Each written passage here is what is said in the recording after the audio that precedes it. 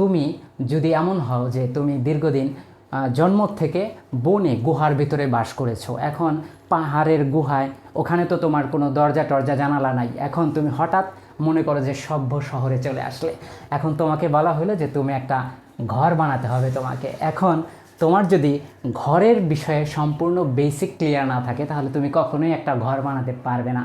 এখন মনে করো যে ঘরের কোন জায়গায় দরজা থাকে, কোথায় জানালা থাকে, কোনটাকে জানালা বলে, কোনটাকে দরজা বলে, এই বিষয়গুলো কিন্তু আমাদের পরিষ্কার হওয়া দরকার।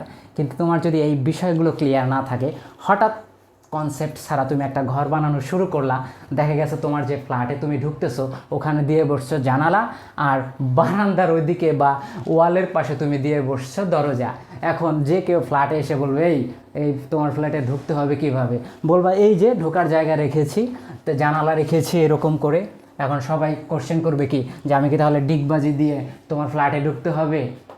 এই জন্য দরজা কোন জায়গায় সেট করতে হয়, দরজা বিষয়টা কি, বা দরজা কেন বসাতে হয় এখানে ফ্রিলি যাওয়া আসার জন্য, আর জানালা কেন বসাতে হয়, এটা হলো বাহিরের আলো বাতাস পর্যাপ্ত পরিমাণে রুমে প্রবেশ করার জন্য। এই বিষয়গুলোর কনসেপ্ট ক্লিয়ার না হলে তোমার পক্ষে একটা ঘর সুন্দরভাবে পরিপূর্ণভাবে বানানো সম্ভব নয়।